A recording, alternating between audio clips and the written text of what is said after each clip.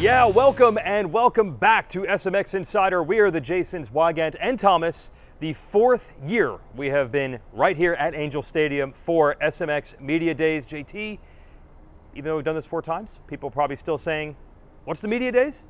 Why is there no track? Explain what's going on here on this episode. Well, I think it's a window into kind of what's gone on during this offseason. And what I love most about this is some of the things that these riders tell us. Maybe some of the things they don't tell us, the body language, some of the secrets maybe they're trying to keep behind the scenes come out this week.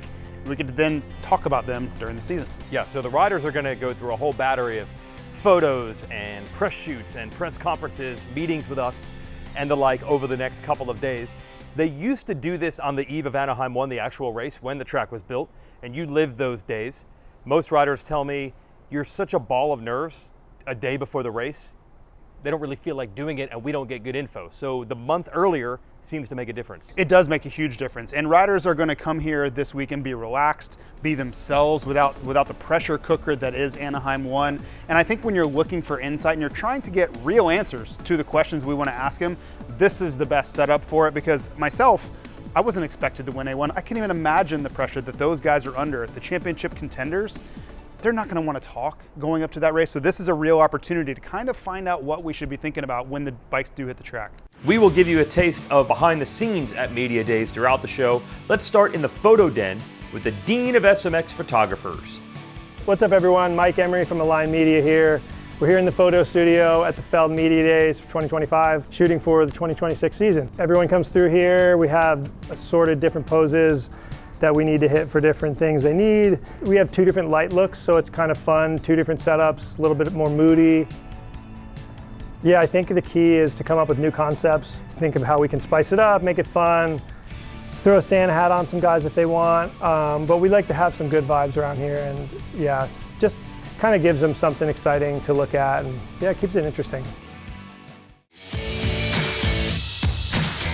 Okay, 30-second board time, and let's get right to what I think are the 2 hottest topics to talk about here at Media Week. So last year we had a rider who was desperate to get off a Kawasaki and onto a KTM, and a rider who was desperate to get off a KTM and onto a Kawasaki. That's Jorge Prado and Chase Sexton. It doesn't seem possible that they could think the opposite is both true, but could it be possible that they're both right even though they think the exact opposite of each other? No, man, they're both crazy. They're both crazy. Honestly, this is so typical of riders, and I was a rider, so I know this very well. The grass is always greener or oranger on the other side. Right. It's just how it goes, and they're just trying to find happiness. Every bike has its own tendencies. Every bike does a little bit something different. Now, early on, you're gonna love that aspect of it, but later on, you're gonna be like, well, I don't know that I like that so much, and this is just how it goes with riders. At the end of the day, though, if they are happier, they're gonna go faster. That's the whole answer to the story. So it doesn't matter if the bikes are good, bad, the teams are good, bad. If the rider thinks so, that's all that makes a difference. Yeah, but that's gotta put some pressure on.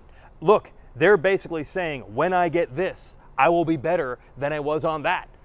They don't really have another way to turn. There is no plan B. This was the plan B. So doesn't that put more pressure on? Yeah, sure. I mean, well, yeah. Sexton, if he doesn't like this bike in 2 years, can go to a different one. Okay. Because he went from the Honda that he won a championship on. We heard this before. Then he went to the Red Bull KTM and he won a Pro Motocross Championship on. Yeah. And that didn't work apparently. So now he's on Monster Energy Kawasaki, and this is going to solve all of the problems. And I'm being a little facetious here, but this is the life of riders. There's always something better around the corner. We're going to find out in 2026 if that is the case for Chase Sexton. Well, we've got a lot of insight from the riders. So we had the season preview show that will air on NBC on December 27th. And of course, we got to talk to them this week. So let's find out what Jorge Prado and Chase Sexton are thinking. The off-season has been going very good. I'm very happy to be back in the Red Bull KTM. I've been riding now for a couple of months on the bike, and everything's feeling awesome. So we are doing a good job with the training, with the bike, and can't wait to start racing in January. It's going very well. Doing a lot of riding, a lot of motos, which is nice. Like, we haven't been testing a whole bunch, which is good. And I mean, for me, that's really good, at least to get to know the bike and be able to ride and do my motos. And obviously I'm in California now, so we'll do a little testing this week and then go back to Florida, see how it is, maybe one more test before Anaheim, and then we're ready to go. Okay, so that's Sexton and Prado, which I think is the most intriguing because they wanted out. This one's a little different. If you had told anyone in December of last year that Eli Tomac would still be here, still as a professional racer going into 26, and he'd be wearing a Red Bull KTM hat, no one would have believed you. But I do feel it's different than the situation the other two were in. Well, it sounds similar because they all switch teams and they all went other places, but I agree with you, it's not the same. It is very, very different in the fact that those two prior riders, they forced their way out. They forced change when their teams wanted them to stick around. This was totally different where Yamaha didn't have a place for Eli Tomac. I was at his house a year ago where we were talking retirement, we were talking about what would this mean, him riding off into the sunset. Well, not so fast. Red Bull KTM needed a guy. They needed a championship contender with the absence of Chase Sexton. You bring in Eli Tomac. He's looking at a new lease on life, which is awesome for Eli Tomac fans. And you know how loud they were last year. I think you're going to get exactly that in 2026. And alongside him, you have AP, who is the loosest, most fun teammate you could ever have. So I think it's a great setup. And the best part of all of it is there's no pressure. No one's saying like, hey, Eli, you better win. We brought you here. You better. No, I think this is all bonus. This is all extra time for Eli Tomac and his career at large. Yeah, and Aaron Plessinger, like you said, always a fan favorite, and it's good to see he's in much better health than he was toward the end of the 2025 season. So he should be good this year too. But as for Tomac making the big switch, here are his thoughts. That's right. I've joined forces with Red Bull KTM. I spent many years battling this group and this team. And of course, now I'm with them. Where are we at? We're the first week of December. I've been with, riding the motorcycle five weeks or so. And I must say, they're the pros of the pros. So it's exciting. Okay, so that's Eli Tomac. And in typical Cooper Webb fashion, he has everybody right where he wants them. He is not the first rider we mentioned in this show, even though he is literally the defending Monster Energy AMA Supercross champion, but that is so typical for Cooper Webb to get slept on by everyone. Cooper Webb does his best work late in the season when the pressure's on, late in the race. It's not about the test track hype in November and December, but we know that doesn't really matter when it comes to him. Well, think about how long it's been since we were talking about Cooper Webb and we had this, fantastic end of the Supercross championship in Salt Lake. It feels like forever ago. And we've had so much racing since then, a Pro Motocross Championship, SuperMotocross World Championship playoffs. Like there's a lot that's happened, but let's remember who's going to show up with the #1 plate here is going to be Cooper Webb. And you said it best, this is exactly where he wants it. If they could put him in the second row at the press conference again at day one, he would love it because it gives him the edge that he's looking for. The worst thing that could happen to Cooper Webb is complacency. That's what he is always fighting against, is if everybody's expecting him to win, he doesn't come out and he's not quite as sharp. So I would look for him to find things that slight him, find reasons to be angry. Everybody talks about how good everybody else is. What about Cooper Webb? But at the end of the day, Cooper Webb's going to be there lurking late in these races. He always is. Yep, he always figures out a way to get it done. That's why he's the champ. Hey, we haven't mentioned the Lawrence brothers yet either, so maybe they got a chip in their shoulder at this point. Now, here we're talking about Yamaha, so you think we're going to go to Haiden Deegan, right? But let's not forget someone who gets forgotten even more than Cooper Webb is Justin Cooper, who makes all the races, podiums here and there. I talked to him about a month ago, and he said year 3 is when guys step up on a 450. So even though there's never Justin Cooper hype, he is at least in his mind thinking, this could be a year where I step up. It could, but he has to shore up some of his deficiencies. Yeah. That is just step one. And let's remember, he had the red plate going into the first playoff round last year for a reason. He did all the races and he was super consistent. But let's go back to Anaheim 2 of 2025. He's out front. Everything's looking good. He's such a good starter, such a good sprinter.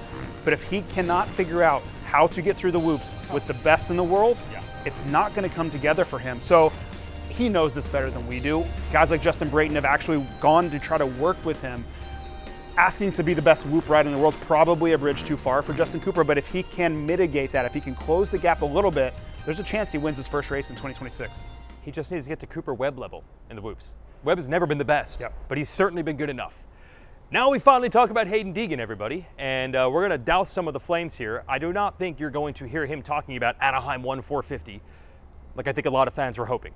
He is the 250 West champ. The plan is to race 250 West. The plan is not even to show up on a 450 and do any races on the East either. They're going to use that time to prepare for Pro Motocross. So they say. Yeah, can we roll it out? I'm not rolling it out. But I think this was a master stroke of taking the pressure off because it was on the tip of everybody's tongue. Every single question, are you racing the 450 in Anaheim 1? Are you going to race it in the East Coast rounds? What's the plan? What's the plan? This gives them cover now. They're going to go race 250 West. He's going to go try to win and defend that 250 West championship. And if he gets a big lead, if things are going really well, then sure, maybe they can talk about racing a 450 on the East Coast, but no one's going to be asking that question anymore because they answered it on the front end. So whether they're being 100% straightforward with they're out on 450 and Monster Energy Supercross or not, I think this was brilliant to give them the leeway to make that decision without pressure. It's awesome to see Ken Roczen back in the game and maybe a rejuvenated, also former Supercross champion, Jason Anderson. They're now going to be teammates, so to speak. They'll have different logos on their Suzukis. Roczen on the progressive side, Twisted T for Anderson. But what a thing that this Dustin Pipes used to be a privateer trying to make mains. What a thing he has pulled. He has a team with 2 established superstars on Suzukis.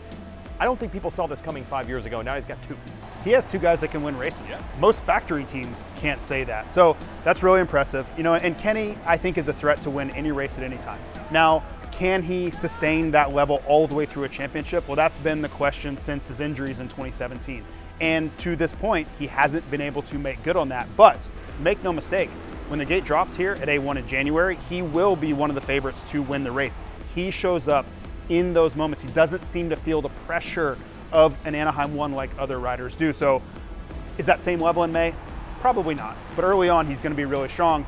And as for Jason Anderson, I think this is a new lease on life, because sometimes a change in scenery can be the difference that you're looking for, because the rest of it's there, the experience, the talent, all those things. And at a race like Anaheim that is literally right behind us, he's a guy that could surprise. Yeah, he's always been good at the openers too, kind of like Roczen. And because of Roczen's success, we no longer can say, the Suzuki's outdated. They haven't changed in a while. Roczen's proven the bike can get it done.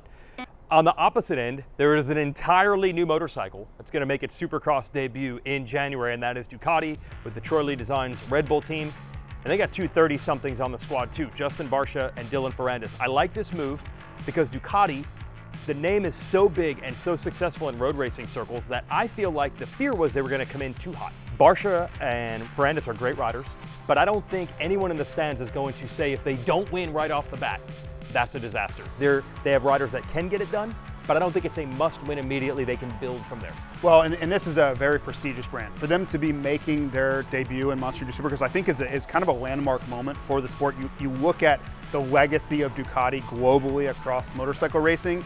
This is a huge move for them. And I love your point there, because this is going to be a development project. For them to come in and find podium success right away, I don't even think is really in their vocabulary right now. They're trying to develop this motorcycle. They're trying to work towards where they want to be. Not so different than like MotoGP. They were on the outside looking in for years in MotoGP. Then they got to a place where they've dominated the sport. I think they're trying to take that step-by-step process. They have 2 veterans, 30 plus years old, that have endless experience developing motorcycles. They've been on multiple factory teams, so they know what winning looks like. And I think that will help them get to where they want to be. Yeah, and a smart move. They have a factory connection and Troy Lee Designs, some really experienced people in Supercross and Motocross to help that brand learn the game of racing on dirt.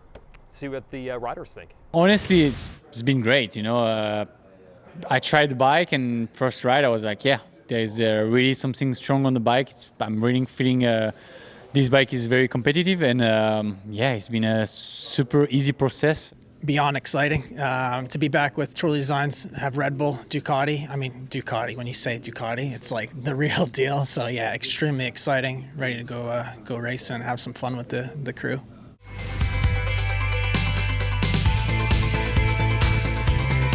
Hi, I'm Pam Mariani. I'm the feature producer for the Supercross broadcast. Today we are doing the hero shots for the television broadcast. These are the things that are used going to a commercial break. It's the guy who might have just won a heat race, or it's just to give some real image to the riders and personality, hopefully. This is essentially an industrial robot arm that has been made usable for the cinema world.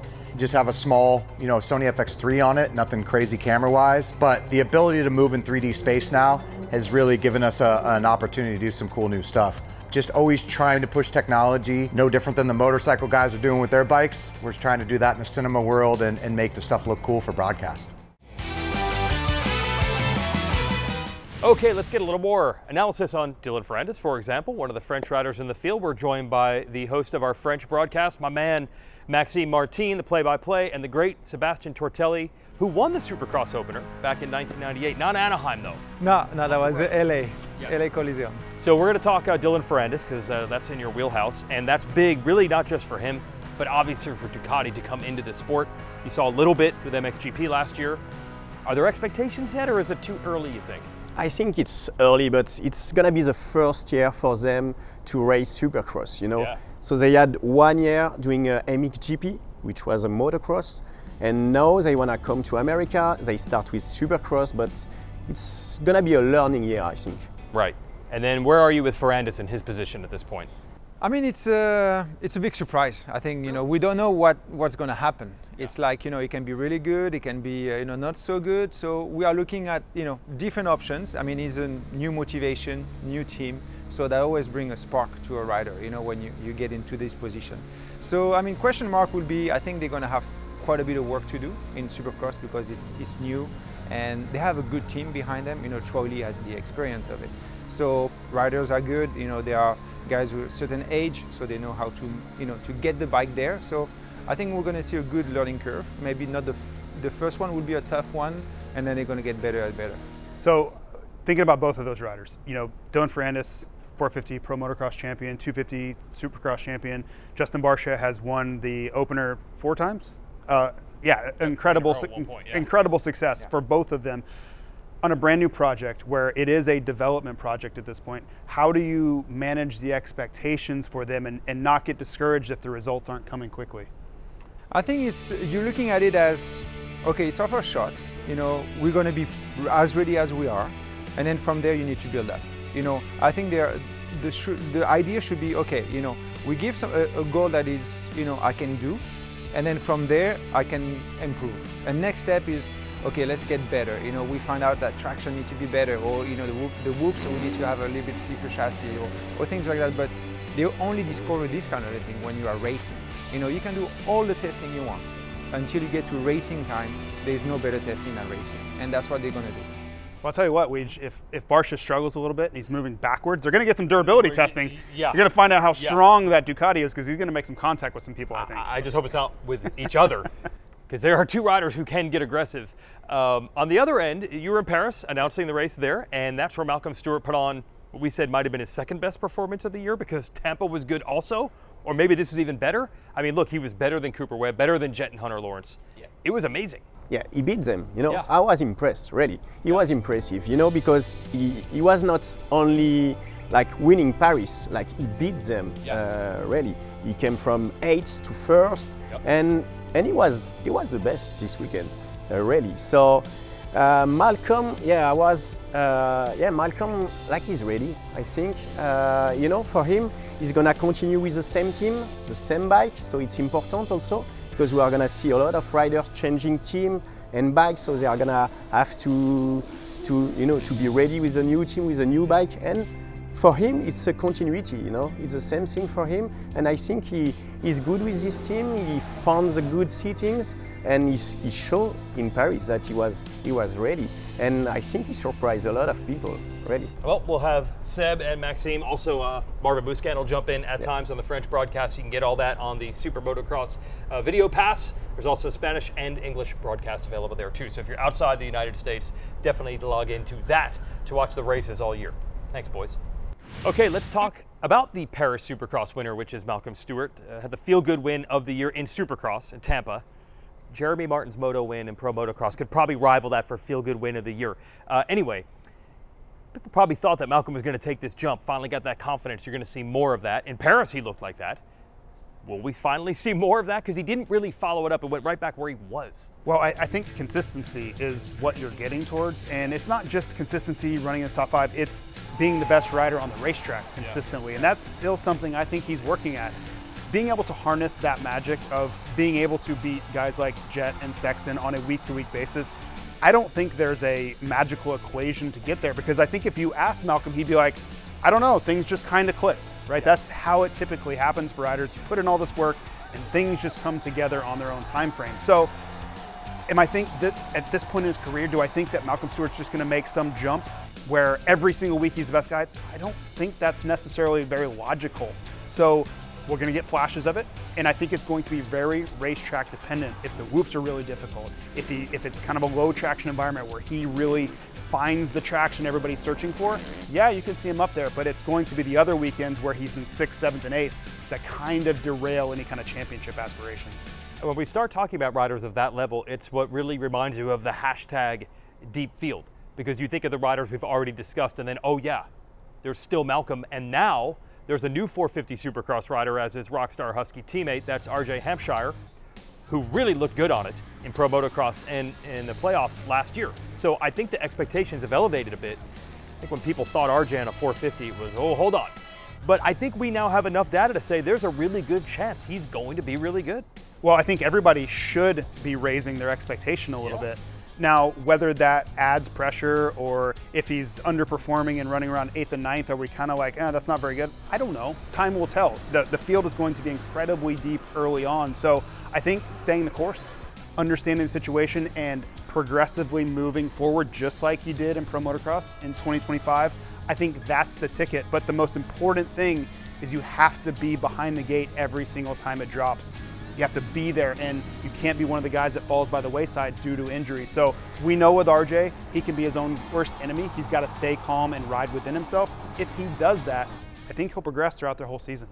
But he actually did that more on the 450 than he did the 250, and I know that his buddy, Jordan Smith, who was also kind of a wild man on a 250, was hoping to do the same thing. So the plan was Smith was going to be Triumph's lead rider to debut their 450. They've been racing the 250 class here for the last 2 years. And just like RJ, I think he was hoping the bigger bike will actually help him smooth out, but it didn't happen because he's already out with a shoulder injury. I think this dates back to previous injuries. So it'll be a bit before we get Jordan Smith and his rookie Triumph 450 campaign out there. But there was another rookie that was not expected. So when Prado departs, Monster Energy Kawasaki went through about 3 or 4 weeks of hearing every, and I mean every option under the sun of who could take that slot. It's a very logical move. They just moved Garrett Marchbanks up. Yeah, we need to get some sort of author to write a book on how this came together. How did Garrett Marchbanks end up on the Monster Energy Kawasaki 450? Because it was going to be Prado, and then it was going to be Cameron McAdoo, and then it was going to be Marchbanks, and we're going to go find someone. They were calling everybody. Oh yeah. But in the end, I think this makes a lot of sense. Marchbanks, really big guy. The 450 is going to suit him better. What was he struggling on all of 2025? Starts. He's not going to be underpowered. He's going to have every opportunity to get a good start on the 450. Now he's going to be able to utilize his size, utilize his skill set, maybe with better starts. And this could be the launch pad for a very successful 450 career. This guy took a 1-year deal on Pro Circuit, knowing there probably wasn't going to be room to stay on the team in 2026, and he ended up with a 450 ride. So that is one of the all-time coups, betting on yourself. And if we were going to bet on this, and we are not, look. You can't say bet. We have waited this long into the show to really mention the Lawrence brothers at all. There's going to be so much talk going into Anaheim 1 and how deep the field is. Is there a chance that we have all just forgotten, oh yeah, Jet Lawrence got hurt last year. He's still the guy. Because I think at this point, yes, he did it in the SMX World Championship and Pro Motocross. But like you said about Cooper Webb, Supercross feels so long ago. I think we might be due for a reminder of Jet Lawrence and Supercross. Wait, you don't think that I'm already thinking about Jet Lawrence going into I don't think it's the same as last year. Really? No, I think people have forgotten. I think you're crazy. I think people have forgotten. All I'm thinking about is Jet Lawrence in Anaheim 1. Truly, because I've been saying this for 2 years now. I think Jet Lawrence is the best motocross, SMX, Supercross, any sort of discipline with knobby tires on. I think he's the best in the world at it. And I think whether he wins Anaheim 1 or not isn't even really the point. I think he's, just like you said, he's going to remind people in January exactly who he is. I feel like after the rookie motocross championship, the rookie Supercross championship, we came to this event last year, everyone's saying, this is it, this is it. And then we saw, oh, things can happen. Guys can get hurt. I think there's going to be a reminder of how good he is, and none other than Cooper Webb knows it. And I don't know the other guys will say it, but they know it. Now let's talk Hunter, who actually has very little data in 450 Supercross. Are you worried at all that we are just assuming that Hunter Lawrence will be just as good here as he has been in both the playoffs and in motocross? Is there any disconnect between those two? Because Supercross we haven't seen much just because he missed time. I'm not as worried as I was a year ago. Yeah. I'll tell you, these media days last year, I left here, and if you had to say, hey, what was the the resonating feeling that you left with, I'm worried about the Lawrence brothers and how this is going to go, because they seemed unhappy. They seemed like they were not in a great place with their motorcycle. They didn't seem like they were in a great headspace at all.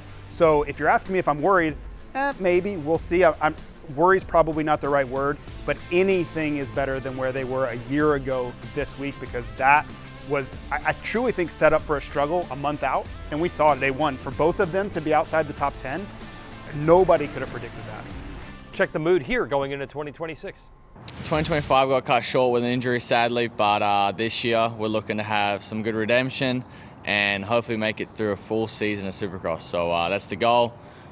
Just super excited to be back under the lights again, and just that full adrenaline rush that we get in Supercross.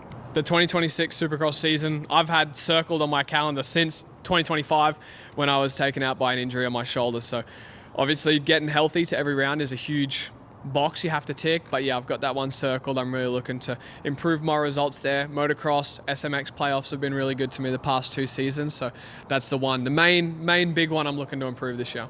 Okay, so much intrigue, and that's just the 450 class. Now the 250s, we were not going to talk about quite as much here because it's a lot of unknowns. So several big hitters we already know are out with injuries. A tough one for Joe Shimoda, which is unfortunate. Not going to be able to take that momentum from 2025 and winning the world title into Supercross. Hopefully we get him back in a couple of months. Julian Beaumer, they've already said with his back injury, probably not back till Pro Motocross. Seth Hamaker definitely has some unfinished business.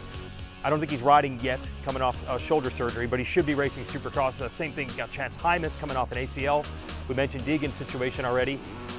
I feel like the door's open. I just don't know who's going to walk through it. It's wide open. Think about what you just named. You named a guy that almost won 250 East Coast in Seth Hamaker. He's just going to be starting riding. Anaheim 1 race winner. He's out. Yep. You have Julian Beaumer, who was battling Haiden Deegan for the championship.